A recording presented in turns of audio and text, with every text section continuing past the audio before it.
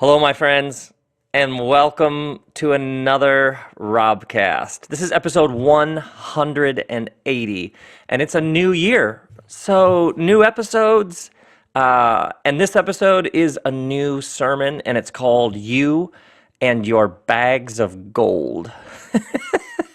Or maybe you could say it like, You and Your Bags of Gold. Or maybe you could say it, You and Your Bags of Gold. There's a big swell in the ocean right now, so the waves are pumping. So your man just got out of the ocean, and I'm a little buzzed. You know what I'm saying? A little loopy. Things are cooking.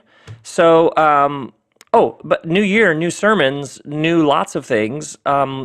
We started a new tour. I started a tour called the Holy Shift Tour last week. The first two nights were Tucson and Phoenix. And to all of you in Tucson who came out to 191 Tool, and all of you who came out to the Crescent Ballroom in Phoenix, seriously, good times. And always when you start a new tour, there's always just like, what is this thing? Is it gonna work? Because if it bombs, we're gonna bomb spectacularly. It was so much fun, and now the tour's rolling. So this Friday night, San Diego, I'll be at the North Park Observatory. I was there 2.5 years ago for Everything is Spiritual tour. And then the following night, Santa Barbara. And I've never done a tour stop in Santa Barbara. So that's all coming this week. And then a couple weeks after that, we'll be in Texas. And I've never had an opener, but Pete Rollins has come out with me. And so those of you who haven't heard Pete Rollins live, seriously, it's an experience.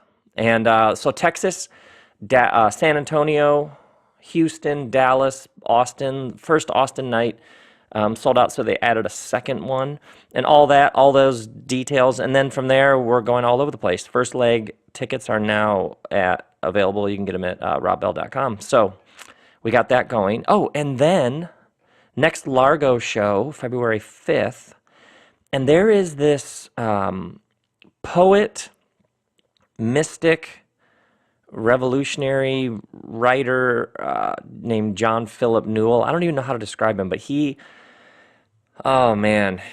like as close as I get to a guru. That guy has so impacted me and moved me and shaped me. Anyway, John Philip Newell will be joining me at my Largo show for part of it. And by the way, I interviewed him. RobCast episode 75 and episode 133 are with John Philip Newell. I'll be doing a bunch of things February 5th at my Largo show, but one of the things will be I get to interview him again. And every time it's seriously, that man, oh man. So anyway, that's coming up. Tickets are at largo-la.com. And then, one more thing.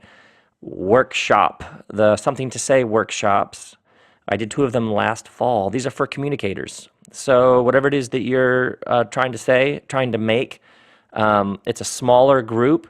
And I did one in October, one in November, but now we put some dates up for the next one, which is end of March.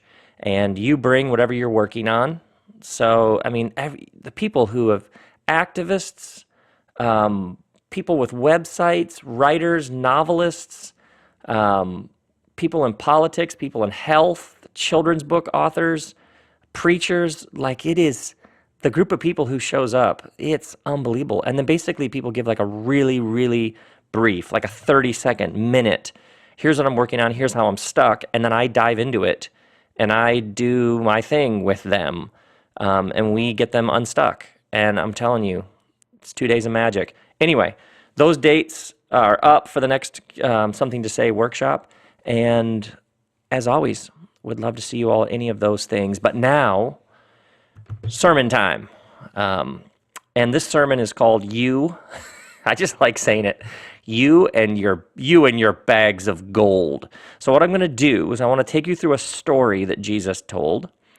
And I want to essentially, it's almost like put a bunch of lines in the water, like take you through a particular reading of this parable, and then we'll give it some space and we'll see if it does to you the kinds of things that's been doing to me. And I mean, with all these episodes, or actually any of the work, books, tours, etc., it's like it goes to work on me and it does something to me over a period of time. And then there's this moment when it switches and I begin to think, okay, how would I articulate this? How would I lay this out so that other people, it's not just would see what I saw, but would see whatever beyond that. Do you know what I mean? Like that you would have your own reading that would take you into all sorts of interesting places. So this parable, I'm going to read a version from Matthew, the Gospel of Matthew chapter 25. Jesus tells this parable. And by the way, those of you who anything involving the Bible, you just sort of twitch, like you break out in hives. Hold on now, I get it. But let's just go with me on the reading of this, especially this parable, because I know a number of people have this parable they maybe had some familiarity with this in the past, and it didn't mean anything helpful. So just stay with me, and what we'll do is we'll just go a layer, and then we'll go another layer, and then we'll go another layer, and we'll see what happens. So Matthew 25, Jesus says, again, it will be like a man. By the way, the again means that this is connected with what comes before it and what comes after it. So there's like a larger context here. We'll get back to that in a second. So the parable is, again, it will be like a man going on a journey who called his servants and entrusted his wealth to them. To one he gave 5 bags of gold, to another 2 bags, and to another 1 bag, each according to his ability. Then he went on his journey. Now, this phrase, bags of gold, sometimes it gets translated talents. So this is sometimes called the parable of the talents. Other times it's translated coins, so it's called the parable of the coins. I just think bags of gold. You know what I mean? Like you would choose bags of gold too, right? So the translation I'm reading from takes this word and it does bags of gold, which, I don't know, it just works. And also important to note, it's a massive sum of money. And lots of different interpreters have tried to figure out how much that would be in our dollars.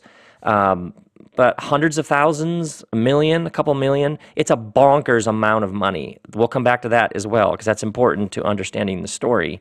A man is going on a trip, and he entrusts his wealth to his servants, and he gives them each ridiculous amounts of money.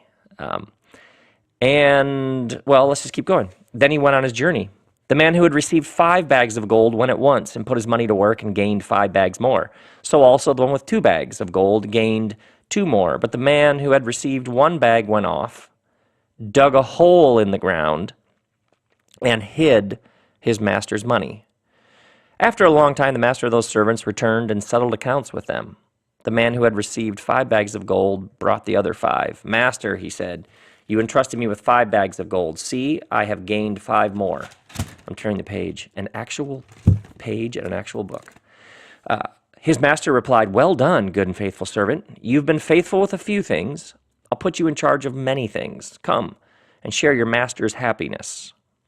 The man with 2 bags of gold also came. Master, you entrusted me with 2 bags of gold. I gained 2 more. So the master does the same thing with the 5-bag dude with the 2-bag dude. Well done. All right. Come share in your master's happiness. By the way, the whole thing is driven by the master's happiness. We'll come back to that as well. Then you have the man who comes in. Then the man who had received 1 bag of gold came in. Master, he said, I knew that you're a hard man, harvesting where you have not sown and gathering where you have not scattered seed. So I was afraid, and I went out and hid your gold in the ground. See, here is what belongs to you. His master replied, you wicked, lazy servant. So you knew that I harvest where I have not sown and gather where I have not scattered seed? There's a question mark at the end of that. Very significant for the reading of the parable. Well then, you should have put my money on deposit with the bankers so that when I returned, I would have received it back with interest. Take the bag of gold from him and give it to the one who has 10 bags. For those who have will be given more, and they will have an abundance. As for those who do not have, even what they have will be taken from them. And throw that worthless servant outside into the darkness where there will be weeping and gnashing of teeth. Oh, man, how's that for an opener? And if you're thinking, man, that sounds like Judgment. Yeah. Yep. Yep. It actually is a parable about judgment. We'll get to that in a minute, because I think it's a different kind of judgment than the kind of judgment that people usually think it's the kind of judgment. So, man, where do we even start?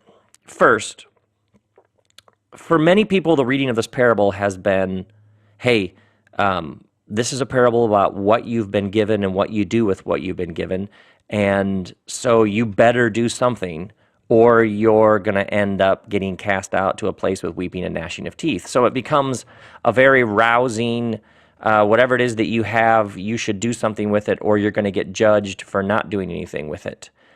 So the moral then becomes try harder, or it's every day, bro, or who wants it, or something along those lines. The thing about that reading is it can be incredibly inspiring in the moment, and people will hear speeches and motivational talks and sermons that are like, basically, you need to try harder or you're going to get judged. And in the moment, people can get really excited. There's millions of dollars of books that are sold that are basically do more. And so I would just begin with, is that the depth of the parable? Is that the best Jesus can do?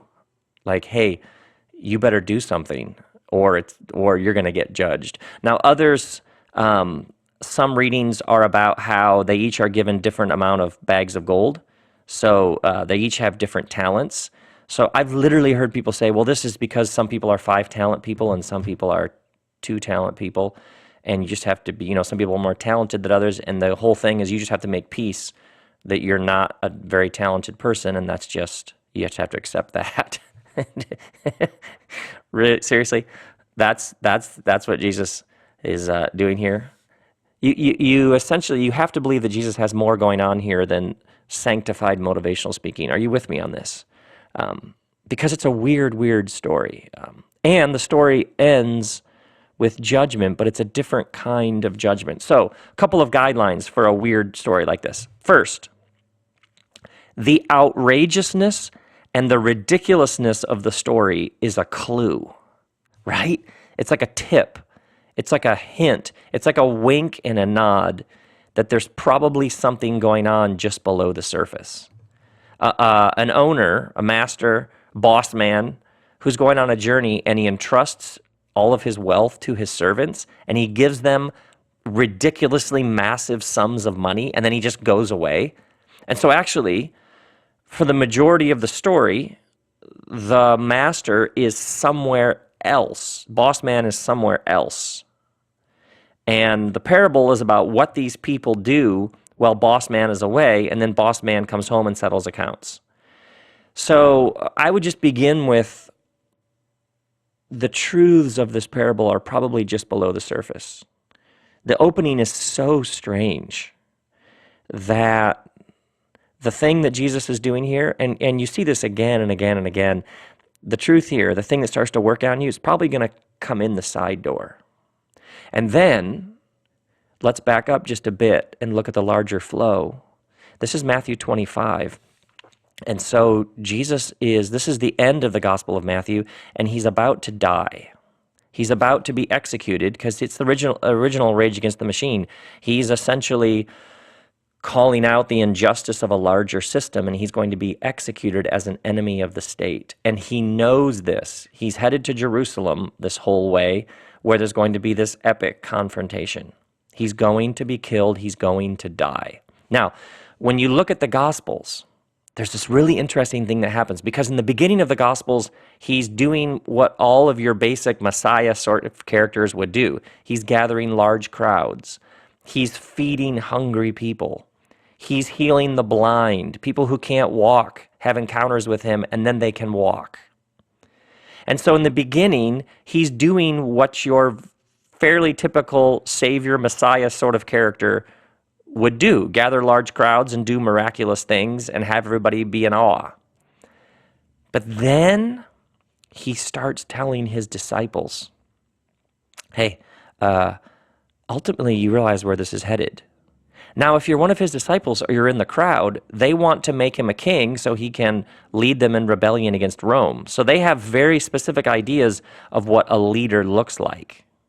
And so when he's like, you know where this is headed, you're assuming his disciples and the people around him would be like, yeah, we know exactly where this is headed. You are going to win, and we're going to be like your cabinet members. You literally have discussions among his disciples, arguments like about who will sit at his right hand. So you literally have them lobbying who will be chief of staff when he takes over. So this is what they have. But it's like he says, oh, by the way, I know you all think you know where this movement is headed, but it's actually headed towards my death. I'm going to die. You realize that. And actually, the first time he says this, one of the first times he says this, one of his caffeinated disciples, Peter, is like, no way, never. And that's where Jesus does the whole get behind me, Satan, is they have images of how it works. And there's this shift in each of the Gospels where he begins to say, oh, no, it doesn't work that way. It doesn't work that way. It doesn't end up with me ruling from on high on a throne with you as my cabinet. It's going to end in me essentially naked and mocked and spit upon and executed in the most shameful, humiliating way possible. So do you see how all of a sudden then a parable like this starts to tilt a little bit? Because there's a larger context, there's a larger flow here. It's almost as if Jesus is saying, I know you think it works one way. In this whole section of chapters, I know you think it works this way. You stand up, you puff up your chest, you win. You find some clever hashtag and you go out on top. But my thing is different. I'm going the other direction. I'm not saving it through winning. I'm going to do what I do through dying. Come on, my friends. You see what I'm saying here? So there's some sort of mystery just below the surface. Now, later writers would talk about a mystery hidden in the very fabric of creation, and you and I would perhaps talk about like a death and rebirth mystery hidden in creation. And on your moments of growth, let's move this to your life. Your moments of great breakthrough, those moments when you tasted something, they generally involve some sort of death, didn't they? Something died so that something new could be born. Something ended so that something new could be birthed. Right. See, there's a mystery hidden in the very fabric of creation. So most people, in approaching a story like this, if you miss the larger flow of things, then you're left with a sort of insufferably literal lens of reading it. Basically, you're a crappy sinner, so just do more with however many talents you have. But I would say to you that I think there's another way to read this story. It's like you have to let it work on you. You have to let it come in the side door and begin to do something else. So here's what I mean. The story begins with unmerited favor. This boss man entrusts servants, the lowliest. Boss man, who's apparently worked up a massive fortune, is going to go away. And so the man at the top, the boss man, who's worked and worked and worked to amass some, probably exploited. Maybe he's who knows what kind of boss he is. Well, actually, we do get some clues about what kind of boss he is. But he has amassed some massive amount of money. He's going away, and he entrusts it to the lowest of the low. Here, have all of my wealth. So the incident, the instigating incident of the story is a grace, a gift, blessing, abundance. The thing that sets everything in motion is the owner giving everybody massive sums of money to do something with. And apparently they didn't earn it. There, he just passes it out according to some standard he has. The one translation says according to their ability. He has some idea about why he has handed it out to them, those different portions. But he doesn't ask them to be productive, and he gives them no quotas or rules or boundaries. Apparently, the only rule is to do something with it. So the owner has this tremendous abundance, and what he does with the abundance is he passes it on to the lowest and the least among him. Come on. Are you starting to feel this? It's an absurd premise. It's as if he just rolls the dice. It's as if he's gambling. The risk in this story. The story begins with massive risk. And one of the many reasons you know this is because he says to the one bag dude, we'll just call him one bag dude for now, at the end when he's furious with him, he says, you could have just given it to a banker. And at least then I would have gotten a little interest. So he could have put it with some sort of banking system, and he would have come home and there would have been more than when he left. But he doesn't do that. He rolls the dice on servants. He rolls the dice on their participation in the grace, blessing, favor, and gift. There's risk baked into the whole thing.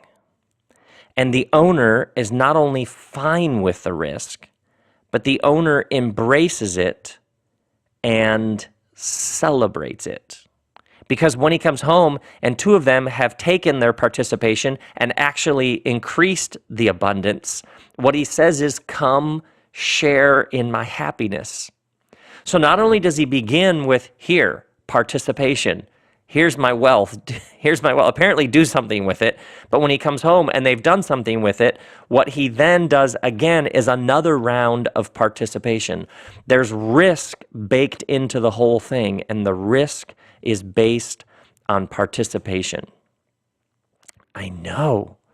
It's so let's back up then. What kind of world are we living in? Because for the world to be a world, it actually has to be a world. That's the terrifying thing about love, money, politics, creating things. It is anytime you act, anytime you move, anytime you step towards another in love, anytime you elect somebody to office, there's a chance that the whole thing will go belly up. There's a chance that they'll make a mess of things. There's a chance they'll break your heart. By the way, last week, the first night of tour was Tucson. So I have this whole new talk thing I'm doing. I was right back there again. Like, oh my word. I get giant butterflies before I speak. And I was thinking, I do this voluntarily. I cook something up and then I go out hoping that it works. It's just like a right back in that place of making something and then sharing it. And it might go well, it might not, but participation is the thing. You have so little control over the outcomes, or maybe just no control over the outcomes, but you can participate. And I'm talking to those of you who run businesses. I'm talking to those of you who have kids. I'm talking to those of you who make things. Yeah, the joy is in the work. The joy is in the participation. And in this story, Boss Man wants everybody to participate. And when they do participate, his response is, hey, participate even more in my happiness. But for the world to be a world, it actually has to be a world. Risk is baked into the whole thing. And so the way that this story begins is risk. It ends with risk, but the risk is deeply connected to participation. That's what the owner is interested in. Them participating in the absurd, over-the-top, superabundant gift of grace that he passes along to them. Now, a couple thoughts on Judgment. then absence, then we'll talk about absurdity, and then a thought about acceptance. Judgment, absence, absurdity, and acceptance. Okay, first then, judgment. The owner is furious at the end of the parable. He is righteously pissed off at one bag gold dude. One bag of gold dude, right? Who basically takes his bag of gold and just buries it. Or another word that might get closer to it is he's deeply offended. One bag of gold dude goes, buries it, and then when the owner comes home and says, well, what'd you do with it? And he says, well, I buried it. And then his explanation is, the explanation is, I knew that you are a hard man. Okay, really? Some translations, he says, I thought you were cruel. He did?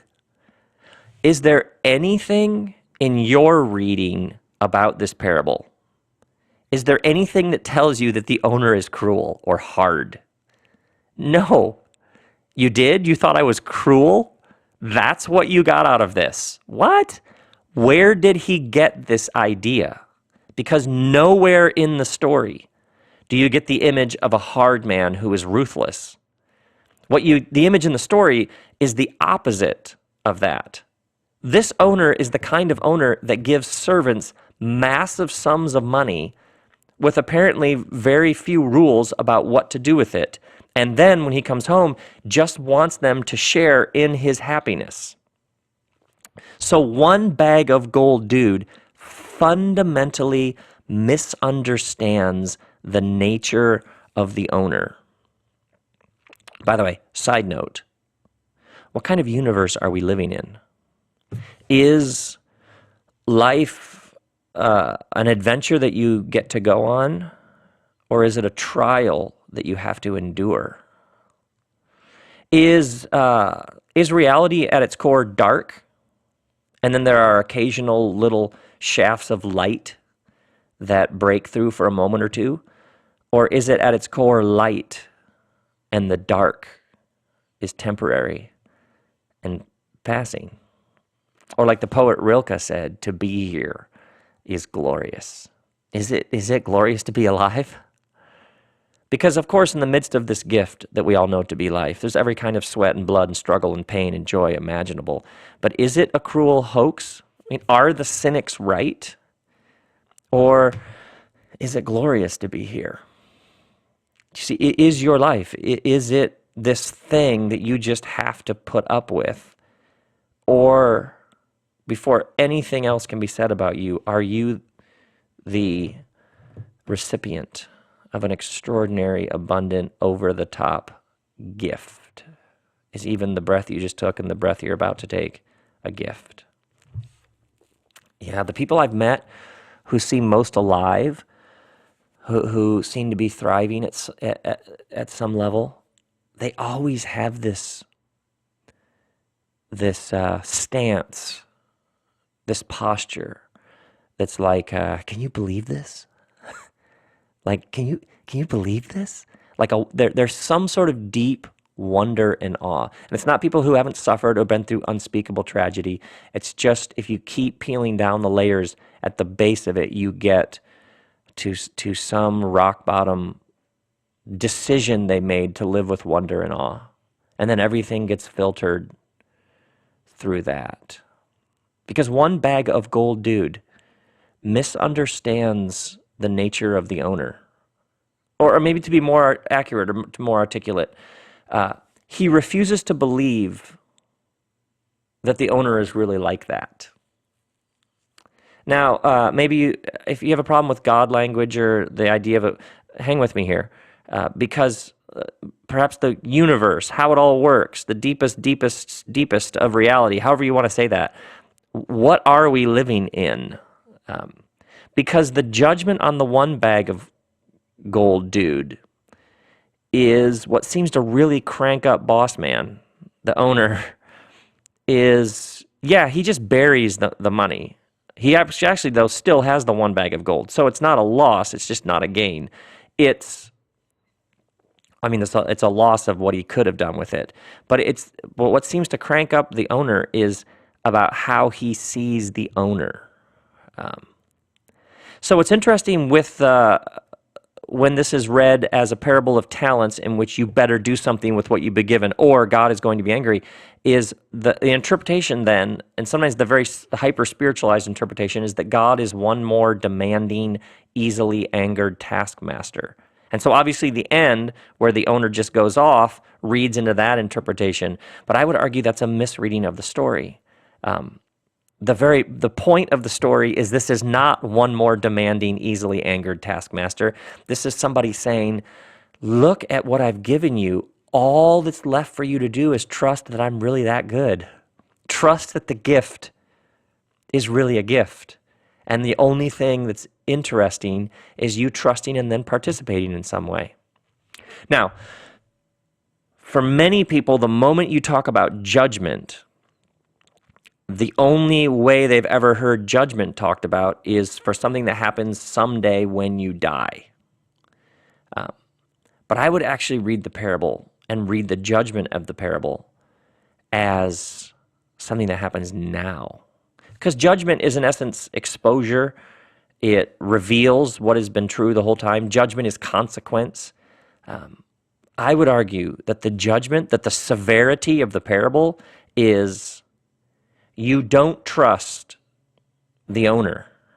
You refuse to participate in the extravagant, over-the-top grace and gift, and you will miss out on the joy and happiness right now.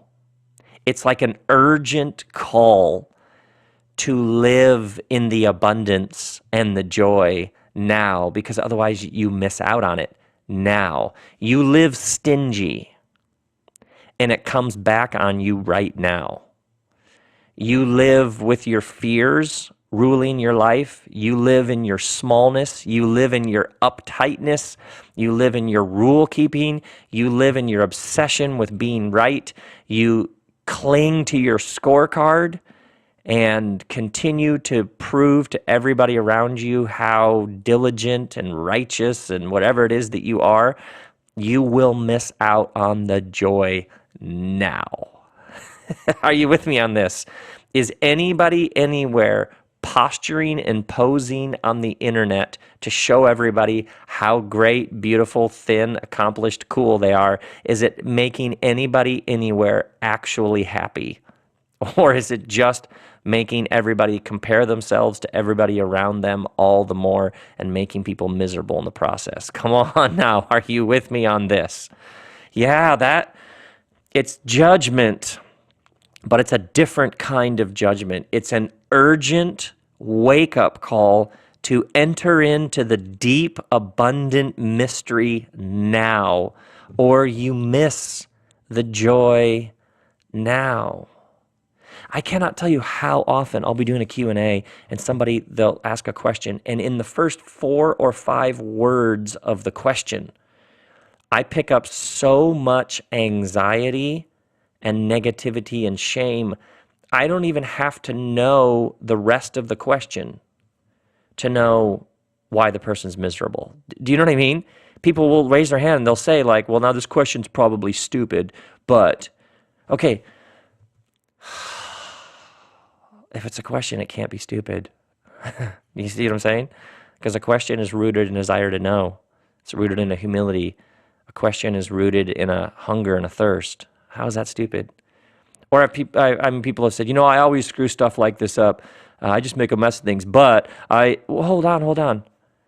You've already hardwired the system for a stingy, cruel, small world.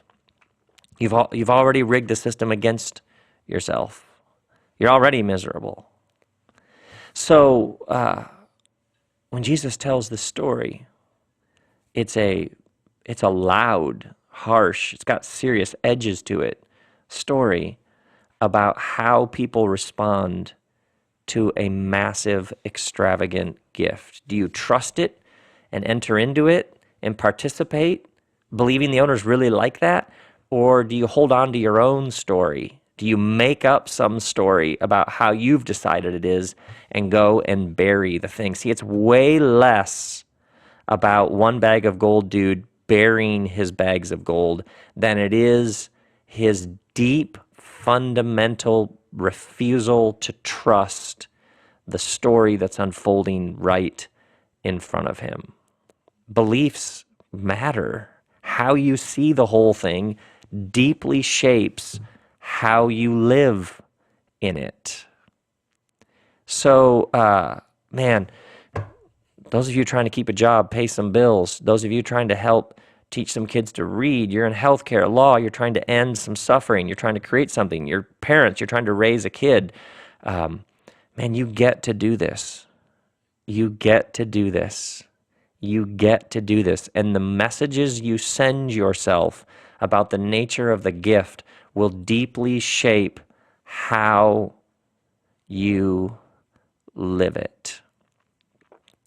Man, there is this thing that can get in our heads about doing it right, about getting it right, about being productive enough, about making sure that we're efficient. But this story, this owner is participating in some larger flow.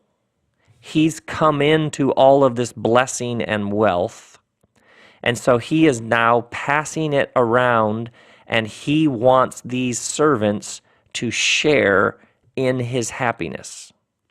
So picture it. It's like a circular flow, and he's simply, in response to the flow, to what has come his way, he's just passing it along, and then he's inviting others to enter into it, and whatever comes their way, for them to pass it along. And what one bag of gold dude does is he stops the flow. He doesn't keep it going. He literally buries it. So, if you're a boss, if you've got students, if you've working in an office, if you're surrounded by people, all these things, if you move to a view of things in which you see yourself as receiving, and then the only interesting thing is for you to pass it along. If you begin with the grace of this completely ridiculous, absurd, over-the-top gift, and all you're doing is just passing it along, you see what I'm saying? Everything begins to shift. That's why the judgment is so severe at the end, is how we respond and how we see it and understand it, and what we believe about it has immediate consequences for how we live and how we deal with others. Grace is just about participation. The grace is about being alive, is about the next breath. The grace is about having some skin in the game. It's not winning the game. It's not defeating your adversary. It's participation. Oh, by the way, really interesting thing happening here. The owner is gone for a good chunk of the parable. But it's the owner's act of a giant gift of grace that instigates the whole thing. So the owner is absent, but the owner at some level is present. The owner's effects, the owner's presence lingers in everything that's happening, even though the owner has gone on a long journey. Maybe you could just say that faith is the absence in the presence. Yeah, it's what you do when it's not sitting right in front of you. It's what you do when you get glimpses, hints, surprises, little bursts of light. See, the parable then is there is this mystery of grace that is lurking just below the surface. And the question is whether the servants, will they trust that? Or because the owner's gone, will they cling to some other story? Yeah, what do you do in the absence, in the presence in the absence? Oh, man. Oh, by the way, Jesus is headed to his death, right? He's going to die. When You know you're going to die. What kinds of things do people, when you've been around people who are going to die, what did they talk about? Like when you were around people, like let's say they were dying of cancer and they knew they only had a little bit of time to live, were they saying things like, hey, you owe me $37? No, no. What do people talk about? What do people talk about when they're dying? Oh, what a gift. What do they say to the people around them? They talk about how much love. They talk about their great memories. They talk about what a joy it was to share these few years with this person and that person. Yeah, and oftentimes you're imparting something. So what is Jesus doing here at the end? You think about it. He's trying to instill in his disciples some other alternative way of viewing the whole thing. So how does he do it? He tells them a haunting story about a presence in the absence, about a grace at work, about the importance of participating in the grace so that you don't miss out on it. My beloved friend Pete Holmes, you all know Pete Holmes, must have been a year or two ago, he had this interaction with a spiritual leader, and he was talking to me about it later, and it just had been a little funky, and he was like sort of unsettled by it, so he was sort of processing it with me, and I was like, I was asking him questions. Well, why did it bother you, or why did that guy's attitude? What was it that sort of got under your skin? And then he said to me, you know what it was? He said, it was like the guy was playing with scared money. How great is that? He's like, it's like he was playing with scared money. Yeah, because it's a ridiculous story. It's almost as if it's a joke or a gag that the boss entrusts his wealth to the lowest of the low servants. That's the nature of the boss's heart, is all of his hard-earned wealth and empire he just hands to his servants. He trusts them to do something with it, with apparently very few guidelines or rules. This boss man is not playing with scared money, right? Right? And one bag of gold, dude, he can't accept that it really works this way, so he misses out on the whole thing. Here's the truth. If you live like this, like you are the recipient, like you're in on the joke, because that's what grace is. Grace is all of what you thought was earning you something wasn't. You had it the whole time. Grace is everything you were doing to prove yourself and show everybody all of these things was all a waste of effort. The thing that you were trying for, you have had the entire time. Do you see how grace has it's like, are you in on the joke? I can't say that without laughing. Here's the thing. If you live like this, like it really is like this, way more fantastic and bizarre and amazing things will come your way. And I don't mean this in a manifest the secret way. I don't mean this in the power of positive thinking. I'm saying when you live like the whole thing is really rigged this way, your eyes will be open to all that is going on around you all the time and what you've had the entire time. That's as close as a guarantee you can get in a teaching like this from Jesus. Because the owner has such harsh judgment against one bag of gold dude because he refuses to trust that it's really like this. And by the way, if you struggle with this, if you're like, nah, I don't know. Here's I'm sure you can think of all sorts of ways that this begins to work on you. But here's something. Give something away this week. Something ridiculous. Something valuable. Something that you wouldn't normally think to give away. Not to be productive, but simply to participate.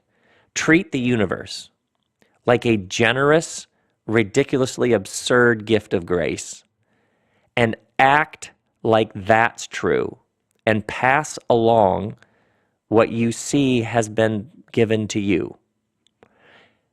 how will that not come back to you in 1,000 ways you never could have planned? And especially if things feel right now like they're stretched and thin, especially right now if you are overwhelmed with your lack. It's literally like a prayer. Show me what I could pass along, how I could participate in the mystery of grace, which is the engine of the whole thing, which is often just below the surface. It's the presence in the absence. Yeah, I'm telling you, this changes everything. This changes everything. And so Jesus is he's your Messiah 101, the first part of the Gospels. He's healing the blind, see, people who've struggled with illness for years suddenly aren't struggling. He's giving these brilliant teachings. He's going from town to town. Large crowds are gathering. He's literally feeding 5,000 people at a time. Yeah, it's exactly from the book on how you order up a Messiah. And then it all starts to shift. And he starts talking about his death. And even his disciples are like, you got to cut down on the death stuff, because that's not really what people want to hear. But then as he talks more and more, you begin to see that he's outlining a whole way that the whole thing works. It's not as obvious as you think it is. It's not as straightforward as you think it is. It's better, it's deeper, it's wider. And it's something about the nature of the whole way the whole thing works, which is death and rebirth, death and resurrection. A whole thing has to die so that a whole new thing can be born. It's like a mystery baked into every square inch of creation. So he starts these parables start getting these mysterious edges to them. And then Matthew 25, he busts out this truly bizarre story about over-the-top, abundant, absurd grace handed out to the least of these servants. And when they apparently do something with it, he's like, come on now, share in my happiness. How's that for an image of the way the whole thing works? Yeah. It's like is the whole universe singing some song, right? And saying to you, come on, sing along. Have you seen the stars in the sky? Have you seen the Grand Canyon? Have you ridden a wave? Have you walked through the woods? Come on. Have you ever held a baby? Come on. This whole thing is shouting. This whole thing is singing. And all you got to do is trust and receive and then just enter in, whatever that looks like. Come on. You and your bags of gold.